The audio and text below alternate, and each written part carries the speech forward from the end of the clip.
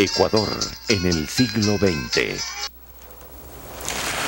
Señoras y señores, muy buenas noches y bienvenidos a Ecuador en el siglo XX.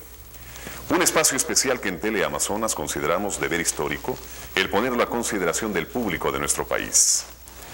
Junto a un gran equipo periodístico, normalmente le llevamos detalles de lo que pueda ocurrir en el lapso de 24 horas. Hoy queremos salirnos de esa dimensión cotidiana para en este primer capítulo de Ecuador en el siglo XX cubrir las noticias de medio siglo de historia de nuestra nación. La etapa que va de 1900 a 1952. A principios del siglo, la hacienda cacaotera más grande del mundo estaba en Ecuador. Era Tenguel y se encontraba a escasos kilómetros de Guayaquil. Se imponía un sistema de exportación primario que insertó los productos ecuatorianos en el mercado mundial.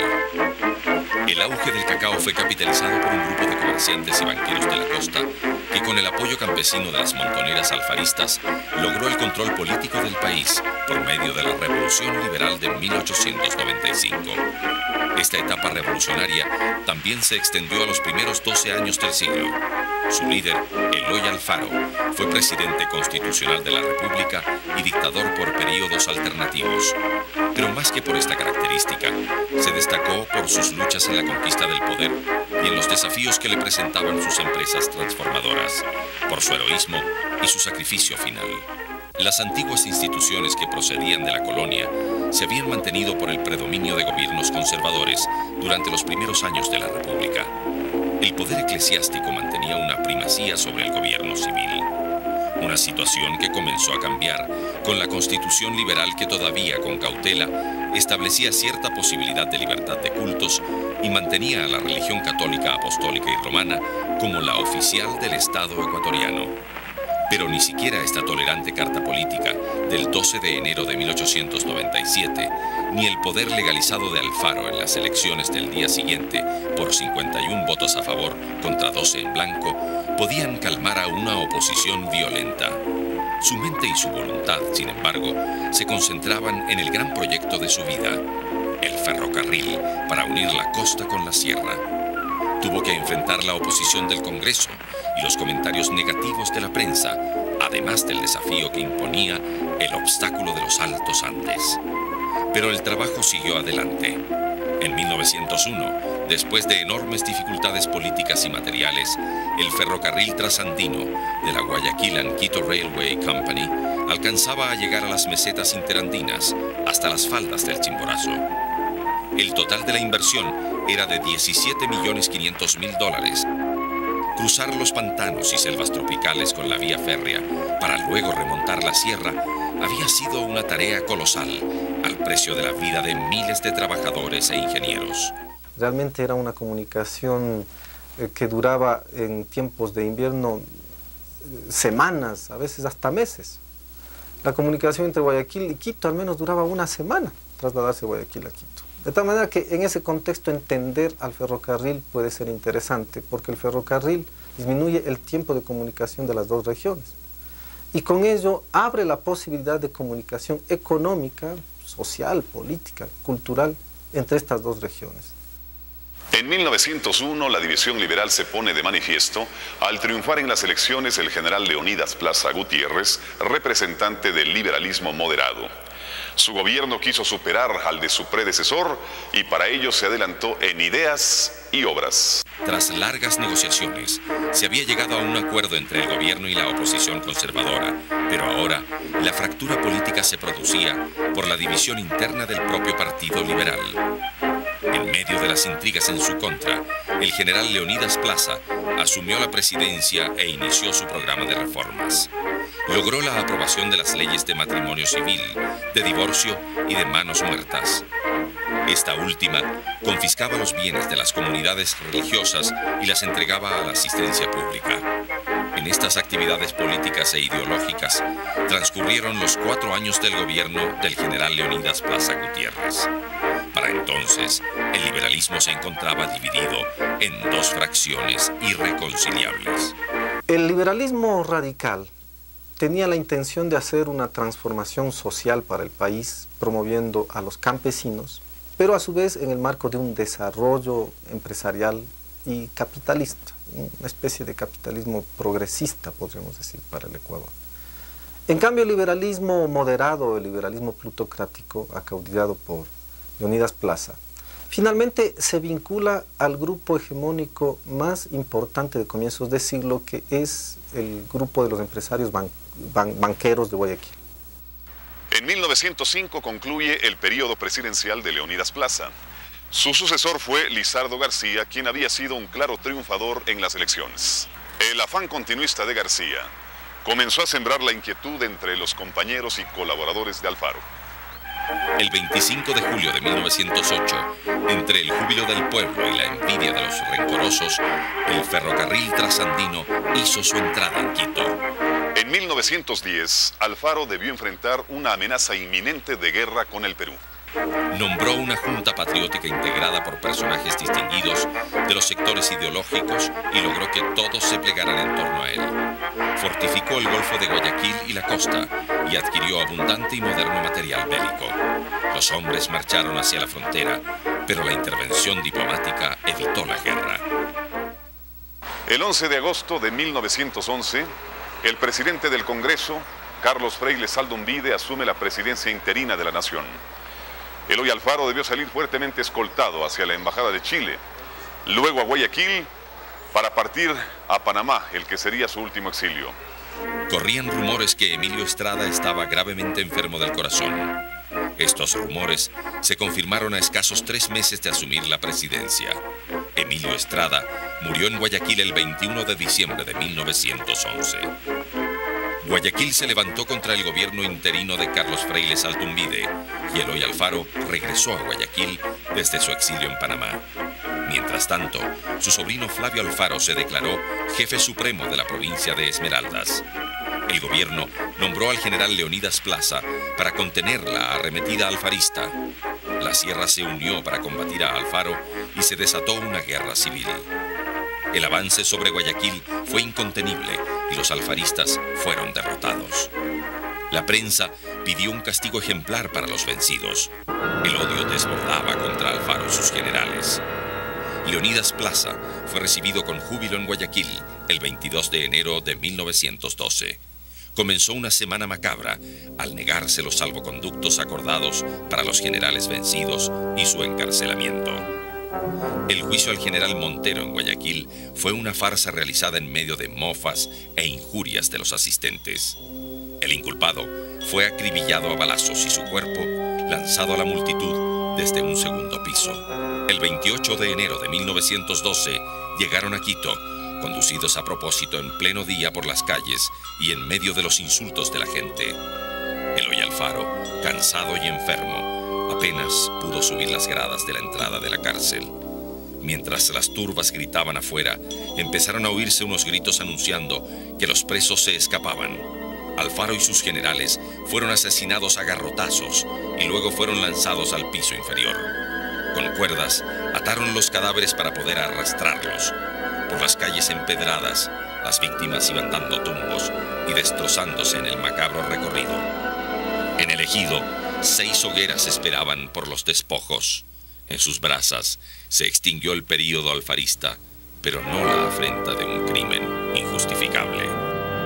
Las fuerzas de apoyo al liberalismo radical en sus inicios, que habían sido los cacaoteros, los grandes comerciantes, los banqueros, para 1910 ya es una fuerza que ha tomado las riendas del control nacional, control del Estado. Y entonces no les convenía una política radical de transformación como la que Eloy Alfaro había pretendido. Y viéndose frustrada esa política radical, naturalmente lo que se encuentran son estas clases dirigentes mucho más poderosas que el liberalismo alfarista. Y por ello, Alfaro, ya para 1910, 1911, ha perdido el apoyo de la que había sido su fuerza inicial también de apoyo, estos cacaoteros, comerciantes, banqueros. Entonces hay una segunda fuerza allí que ha perdido el liberalismo a comienzos de la década del 10. Una tercera fuerza, la propia división de los militares. Los militares alfaristas habían sido radicales, seguidores de su gran líder, el caudillo Eloy Alfaro. Pero también en las propias filas militares había surgido la contraparte del liberalismo moderado con otro de los generales, Leonidas Plaza.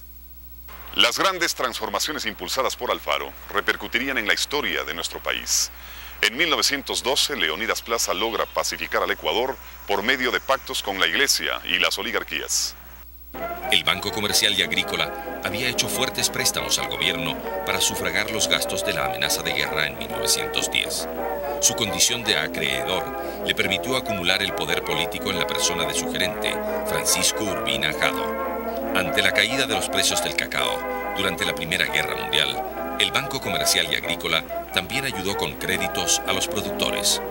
Estos préstamos se hicieron con emisiones que no tenían suficiente respaldo en oro metálico. Las consecuencias pronto se hicieron sentir. El dólar, que en 1914 se cotizaba en 2 sucres y 12 centavos, valía 5 sucres en 1922.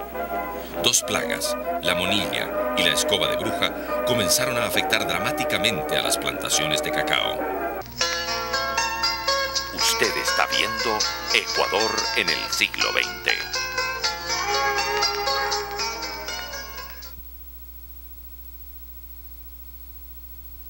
Usted está viendo Ecuador en el siglo XX. La elección de Alfredo Baquerizo Moreno en 1916 abrió las puertas para encontrar la paz en la provincia de Esmeraldas.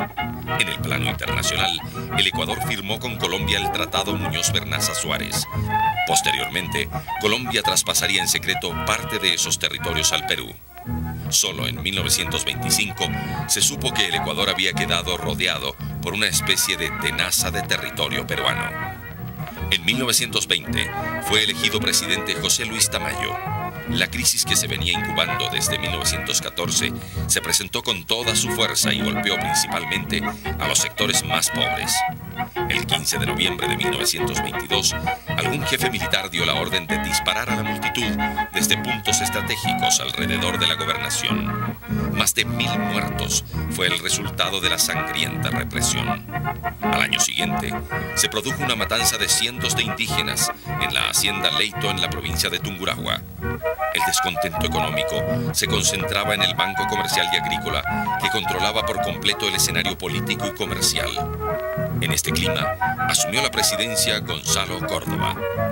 Al año siguiente, estalló la sublevación militar y el 9 de julio de 1925, los oficiales jóvenes apresaron a las autoridades y constituyeron una junta militar de gobierno sin derramamientos de sangre. Los militares entregaron el poder a una junta provisional encabezada por el economista Luis Napoleón Dillon. La Revolución Juliana de 1925 inició un periodo de crisis en el Ecuador que duraría al menos 2 décadas. Luis Cordero se destacó por su espíritu de lucha.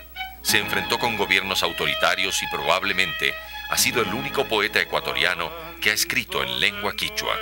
Su natal Cuenca vivió en esa época el auge de una generación de ilustres poetas, lo que le valió el título de Atenas del Ecuador. De este grupo salió Remigio Crespo Toral, uno de los poetas más reconocidos del Ecuador. El ambateño Luis A. Martínez fue el novelista representativo de esa época. Su novela A la Costa, considerada la segunda gran novela nacional después de Cumandá de Juan León Mera, sigue teniendo vigencia. En el campo de la historia destaca el gran estudioso Federico González Suárez, considerado uno de los más importantes historiadores del Ecuador. Un insigne periodista de esta época fue Manuel J. Calle, liberal que apoyó a Eloy Alfaro, y César Borja Lavallén fue el principal representante de la corriente modernista de la poesía en el Ecuador. Los grupos de Quito y Guayaquil dieron grandes poetas ecuatorianos de esa corriente, como Ernesto Noboa Caamaño. En las páginas de la revista Renacimiento se reveló la genialidad del poeta guayaquileño Medardo Ángel Silva. El grupo de Guayaquil, Demetrio Aguilera Malta, Joaquín Gallegos Lara, Enrique Gil Gilbert, Alfredo Pareja, Díez Canseco, en fin, cuantos más, que miran ya el país no solo en su proyecto, en sus bondades, en su naturaleza realmente espectacular, sino también en sus infamias, ¿no? Es la gran obra del realismo social. Huasipungo, que es la obra de Icaza, fundamental del indigenismo de entonces, se la traduce a 17 lenguas y las ediciones son incontables. Es el ecuatoriano más conocido. La nueva Constitución de 1928 consigna el derecho al voto para las mujeres. Se iniciaba el periodo de Isidro Ayora con grandes cambios y conmociones. Isidro Ayora demostró gran energía y voluntad desde que fue nombrado presidente el 3 de abril de 1926. Sin cometer actos de crueldad, recurrió al encarcelamiento, al destierro y la clausura de periódicos cuando así lo consideró necesario para enfrentar a las poderosas fuerzas que se le oponían. Luchó por defender las ideas de la Revolución Juliana de defensa de los trabajadores. Creó el Banco Central, según los esquemas planteados por Luis Napoleón Dillon, y trajo a la Comisión Kemmerer para modernizar el sistema financiero y administrativo del país. También creó la Contraloría General de la Nación, la Caja de Pensiones y el Banco Hipotecario. Realizó numerosas obras públicas y promulgó varias leyes de importancia. El presidente Hoover vino al Ecuador en visita oficial. Se había terminado la década de los locos 20 y ahora el país debía enfrentar la crisis mundial originada en Wall Street y que terminaría de liquidar a la actividad cacaotera. Por las tardes, a golpe de 5, comenzaban a bajar las grandes señoras del gran cacao, todas vestidas con encaje de alenzón. Eran unos vestidos largos, muy de moda, pasados de moda, abanicos de pluma y abanicos de nácar, todas con damas de compañía. Se sentaban en unas mesitas, en unas sillas redondas, Art Nouveau, unas mesitas de mármol pequeñas, y bajaban los caballeros también, que también vivían en el hotel, unos con príncipe de Gales, o sea, vestidos a cuadritos, y otros con el Eduardo VII, o sea, marineros, con botonaduras de plata y de oro, el pantalón blanco, zapatos Chanel, blancos con negro, las señoras se ponían blancos con café, y por supuesto sacro cruzado azul. Y entonces venía el saludo de mesa en mesa, era un protocolo, nadie se podía sentar sin saludar. Entonces mucha gente iba y también tomaba el té, pero también había que saludar. Esto era un recorrido por todas las mesas.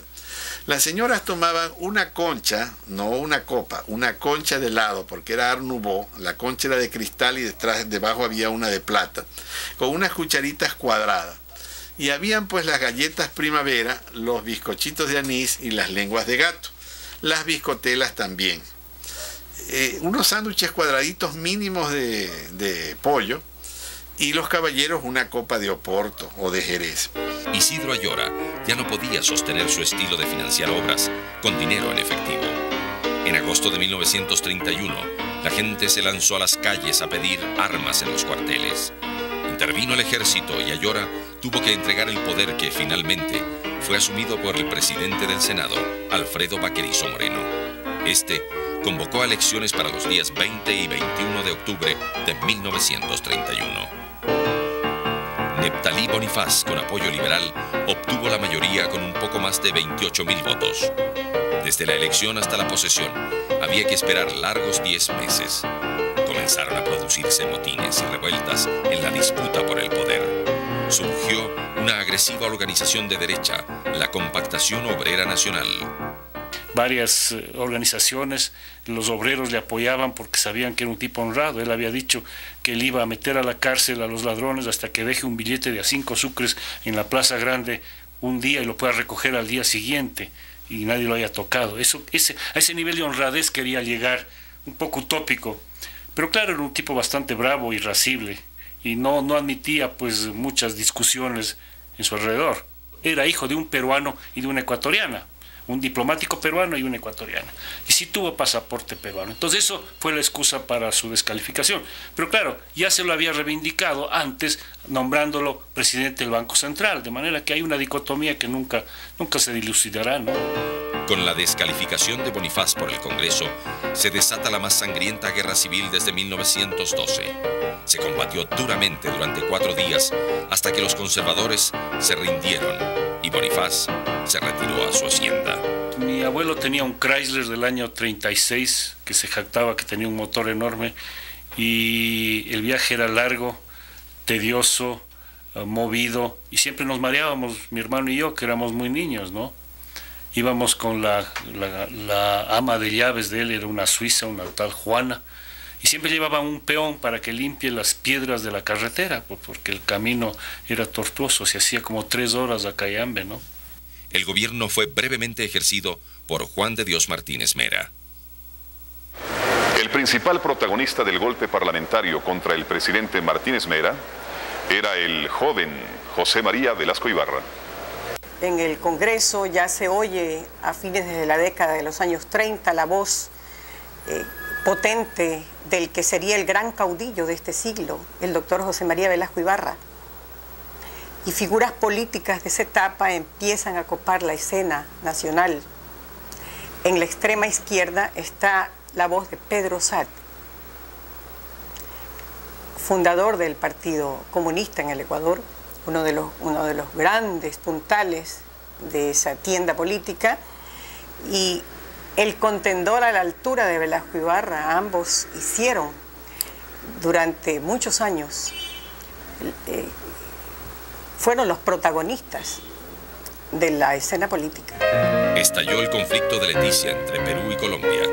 Este hecho sirvió como argumento al presidente del Senado, doctor José María Velasco Ibarra, para acusar a Martínez Mera por mal manejo de los negocios internacionales. Desde allí en adelante, el Congreso continuó en una actitud hostil hacia el Ejecutivo. En 3 meses hubo 7 cambios de gabinete. El 19 de octubre de 1933 asumió la presidencia el ministro de Gobierno Abelardo Montalvo y convocó inmediatamente a elecciones que fueron ganadas por José María Velasco Ibarra, quien había sabido capitalizar políticamente el odio contra Martínez Mera.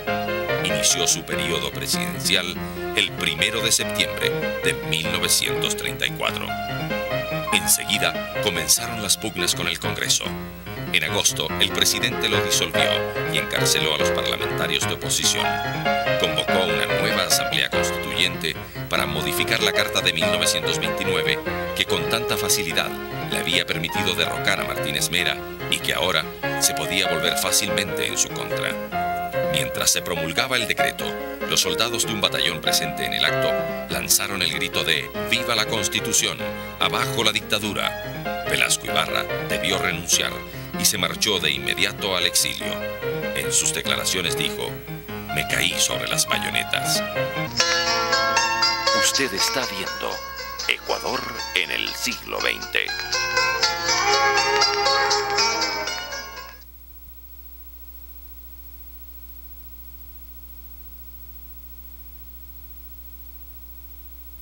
Usted está viendo Ecuador en el siglo XX. Durante algo más de un mes, y según lo mandaba la Constitución, ejerció la presidencia el ministro de Gobierno Antonio Pons. Ante la perspectiva de un triunfo del Partido Conservador en las urnas, Pons convocó a una junta de oficiales, ante los cuales colocó su renuncia a espaldas del Congreso. La junta procedió a designar un dictador civil con el título de encargado del mando supremo de la República, Federico Páez. En adelante, la tónica de su gobierno fue la temida Ley de Seguridad Social, que amparaba la represión, la cárcel, el exilio o la relegación de los opositores a las Islas Galápagos. En 1937, Páez convocó una asamblea constituyente que, de acuerdo a la costumbre, lo nombraría presidente constitucional. Despidió al gabinete civil y nombró ministros militares. Este mismo gabinete, encabezado por su gran amigo el general Alberto Enríquez, lo derrocó. A partir del derrocamiento de Federico Páez, se sucedería una larga nómina de presidentes interinos y encargados, con excepción del gobierno constitucional de Aurelio Mosquera Narváez, que duraría menos de un año en el poder. Corría el año 1940 cuando asumió la presidencia Carlos Arroyo del Río en medio de graves acusaciones de fraude electoral. En 1941, tropas peruanas invadieron el país. La entrada a la Segunda Guerra Mundial por parte de Estados Unidos significó que Ecuador declarara la guerra al Japón y las fuerzas del Eje. La guerra produjo una caída dramática de las exportaciones ecuatorianas que ahora tenían en los Estados Unidos a un único comprador. En ese entonces, el gobierno supo sortear las dificultades, se impidió la inflación y la desvalorización de la moneda. Atendió atendió las necesidades de los municipios y creó colegios e instituciones culturales de los que nacería la Casa de la Cultura Ecuatoriana. El Perú invadió al Ecuador el 5 de julio de 1941. El 23 lanzó una ofensiva total sobre El Oro, Loja y las provincias del Oriente. Pocos meses después, el 29 de enero de 1942, se suscribía el Protocolo de Río de Janeiro por los delegados de Perú y Ecuador, junto a los representantes de los países garantes y mediadores, Argentina, Chile, Brasil y Estados Unidos, por el cual se limitaba las posesiones ecuatorianas y Perú renunciaba a sus aspiraciones territoriales y se retiraba de El Oro y Loja. Una buena administración con todos los defectos que la historia le ha dado y los historiadores parcializados por la política. La presidencia del doctor Carlos Arroyo del Río fue una buena administración, sino que tuvo él la desgracia del problema con el Perú, que lo dejó estigmatizado. Pero eso fue una de las mejores administraciones. Nosotros éramos todavía guaguitos y andábamos jugando a la guerra mismo en las quebradas que había en el barrio. Y una señora había pastusa que llegó gritando con las polleras cogidas, la guerra, los janitos, métanse a la casa. Entonces, como éramos guaguas, mamá nos metió a donde una comadre Asunción que había ahí de los Arrias. Era casa grande y como era comadre nuestra nos llevó allá. Y nosotros sufrimos la invasión. Tuvimos provincias mártires, la provincia del Oro fue ocupada por tropas peruanas que entraron también a la provincia de Loja, y hasta la firma del Protocolo de Río de Janeiro en enero de 1942, el pueblo ecuatoriano cae en un profundo desánimo, cae en una especie de decepción nacional. Sabíamos lo que traía como consecuencia la firma del protocolo. Y a pesar de eso, nuestros padres, que fue la generación a la que le tocó vivir estos hechos, nunca asimilaron la situación. Para ellos siempre fue un dolor de patria muy profundo el recuerdo de esa invasión del año 1941. La firma del protocolo aumentó la violencia de la oposición. El 28 de mayo de 1942, grupos civiles atacaron el Palacio de Gobierno y mataron a varios carabineros. La oposición se organizó en la ADE, Alianza Democrática Ecuatoriana, que reunió a comunistas, socialistas, conservadores y elementos disidentes del Partido Liberal. Llamaron a Velasco Ibarra desde su exilio en Chile, pero el gobierno le negó el pasaporte. El pueblo descontento salió a las calles a pedir la destitución del presidente Arroyo del Río. A la cabeza venía José María Velasco Ibarra, apoyado por una coalición de socialistas, comunistas y conservadores. Era el tiempo de la gloriosa. Arroyo del Río renunció para evitar más matanza, y el pueblo y los militares revolucionarios aclamaron enseguida a José María Velasco Ibarra como jefe supremo de la República. Inmediatamente convocó una asamblea constituyente que lo nombró presidente constitucional de la República por el periodo de 1944 a 1948.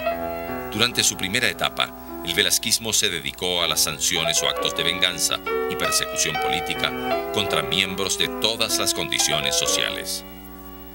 La policía estaba a favor del gobierno casualmente, y el pueblo ya estaba cansado, hostigado. Había una represión bastante grande contra los estudiantes de secundaria, de la universidad, a los intelectuales, es decir, se los reprimía muchísimo. Y entonces allí hubo una masacre de gente inocente, porque los policías mataban porque sí. Y entonces el ejército era a favor del pueblo y la policía a favor del gobierno, hasta que ganó el pueblo. Yo tenía 6 años, cuando el doctor Velasco ocupó por segunda vez la presidencia de la República. Y como en ese entonces doña Corina del Parral no pudo acompañar al presidente en el ejercicio del poder, porque tuvo alguna cuestión de una afectación de la altura de Quito, mi tía Ana María la hizo de ama de llaves de la casa presidencial y nos turnábamos con un hermano mío difunto en acompañarle a mi tía los fines de semana en la casa presidencial. Es decir, yo pasé la mitad del tiempo que el doctor Velasco estuvo desde el año 46, 47. Los sábados y domingos, la mitad del tiempo estuve en la casa presidencial. Y generalmente le acompañábamos al doctor Velasco cuando salía ocasionalmente un sábado o un domingo a una quinta en Alangasí a tomarse unos 2 días de descanso. Entonces, desde chiquito estuve vinculado al poder. La noche del 23 de agosto de 1947, Velasco Ibarra fue derrocado por segunda ocasión, esta vez por su propio ministro de Defensa, el coronel Mancheno. El presidente fue tomado prisionero, obligado a renunciar y luego salió expulsado del país. A la revolución del 28 de mayo de 1944 suceden otros acontecimientos y la expedición de una constitución, la más progresista de los últimos tiempos, que es la que cambia, da un giro al comportamiento de la política y también de los conductores del Estado ecuatoriano. El vicepresidente Mariano Suárez Veintimilla se posesionó del Palacio Presidencial y reemplazó al depuesto Velasco Ibarra. Suárez Veintimilla renunció y el Congreso nombró presidente al banquero guayaquileño Carlos Arosemena Tola, quien dirigió un gobierno de pacificación y convocó a elecciones para 1948. En ellas triunfó Galo Plaza Lasso con 119.439 votos. En 1948, el pueblo eligió en las urnas a Galo Plaza Lasso, cuyo periodo presidencial inició una etapa de estabilidad para el país. Galo Plaza fue el primer presidente constitucional del Ecuador desde 1924, que logró terminar su periodo constitucional de 4 años. Su presidencia puso fin a un periodo de 24 años, donde el país tuvo en promedio un presidente por año. Galo Plaza fue un presidente ecuánime que gobernó con ciertas concesiones para los socialistas e inspirado en la política del presidente norteamericano Roosevelt. Ganadero exitoso y deportista, gozaba de las simpatías de la clase media y alta. Recurrió a la asesoría de organismos internacionales que empezaron a enviar técnicos al país. El 5 de agosto, cuando el presidente preparaba su primer informe de gobierno, un terrible terremoto asoló la provincia de Tungurahua. Era un día soleado, era una tarde en que por mí estábamos reunidos en mi casa. Teníamos un motivo especial, como que era mi onomástico, y nos habíamos quedado conversando en la mesa cuando se nos venía todo abajo, no sabíamos qué pasaba. Salimos corriendo. La casa de mi padre era en el barrio sur, en Ambato, en una pendiente que se llama la salida a Yaguira, la salida para Riobamba, digamos, ¿no? Cuando ya pudimos un poquitín serenarnos del asunto, inmediatamente tratamos de investigar lo sucedido. Bien, la catedral estuvo en el suelo y allí perecieron todas las señoras que estuvieron congregadas para la oración de esa hora, todos los niños del catecismo, o sea, alrededor de unas 200 o más personas que estuvieron en ese momento en la catedral y sacerdotes.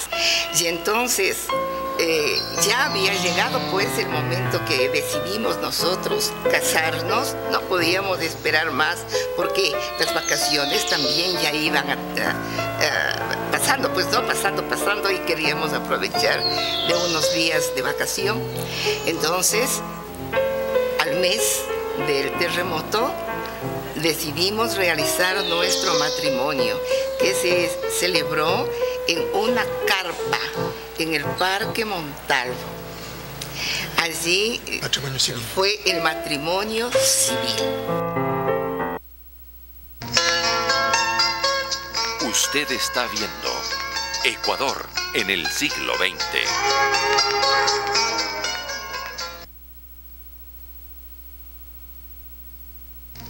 Usted está viendo Ecuador en el siglo XX. El gobierno de Galo Plaza obtuvo créditos externos para mejorar la productividad de la agricultura y para iniciar la plantación de banano, del que pronto Ecuador se convertiría en segundo productor mundial. Durante su mandato, se duplicó el volumen de exportaciones y el oro y el petróleo contribuyeron para que en el país se iniciara una época de bonanza.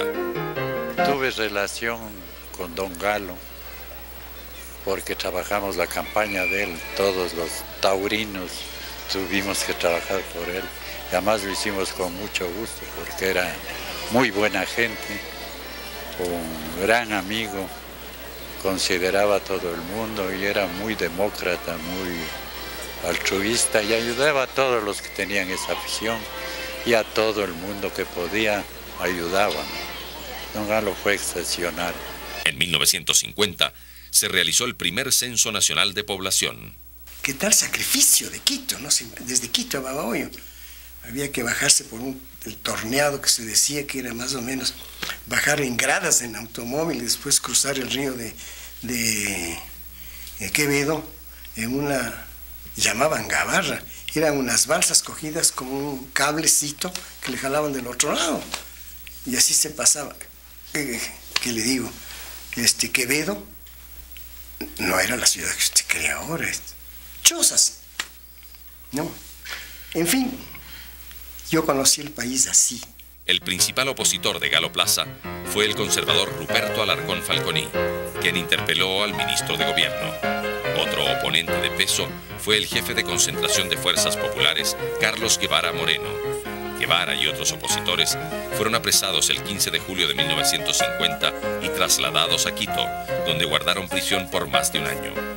En 1952 se convocó a elecciones presidenciales. Los candidatos eran Ruperto Alarcón Falconi por el conservadorismo, José Ricardo Chiriboga Villagómez por el liberalismo, Carlos Guevara Moreno por el CFP y José María Velasco Ibarra, que intentaba llegar a la presidencia por tercera vez. En el siglo XX, sin duda, el periodo que va entre 1948 y 1960 es el periodo más importante en el constitucionalismo contemporáneo. Se suceden las presidencias de Galo Plaza, 48 al 52, de Velasco Ibarra en su tercera presidencia, que es la única que termina además desde el 52 al 56, y la de Camilo Ponce del 56 al 60. En el 60, de todas maneras, hay elección, y gana nuevamente Velasco Ibarra, y gana con la más grande elección popular de entonces. Son algo así como 400.000 votos de Velasco Ibarra, que son más que los otros tres candidatos juntos en ese año. Entonces es increíble ese triunfo. Ecuador en el siglo XX ha completado su primera mitad y hasta aquí se vislumbra un futuro prometedor para el país. La siembra masiva de banano y el aumento de la productividad, junto al ordenamiento de las finanzas públicas, hicieron del gobierno de Galo Plaza Lasso uno de los más queridos y recordados por el pueblo. Su mandato concluyó en 1952 y se aproximaban las elecciones. El candidato presidencial con mayores opciones de triunfo era el doctor José María Velasco Ibarra, que intentaría ser elegido para su tercera presidencia.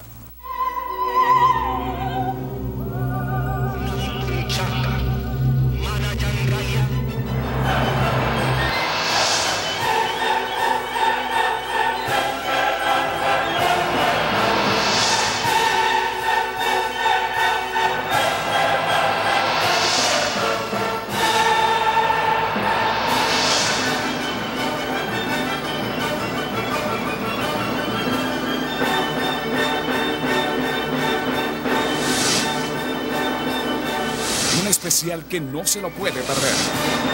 Ecuador en el siglo XX. No se lo pierda entonces el capítulo 2 de Ecuador en el siglo XX, el próximo domingo, aquí en Teleamazonas, a las 21 horas. Gracias, muy buenas noches.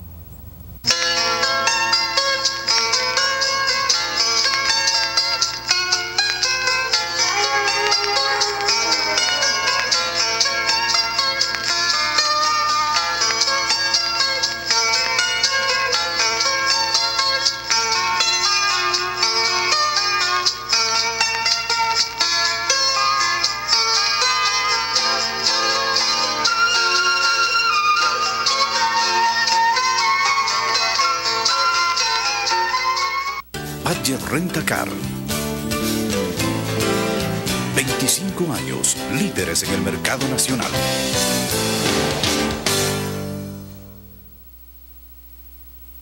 Gran Hotel Guayaquil, una experiencia a lo grande.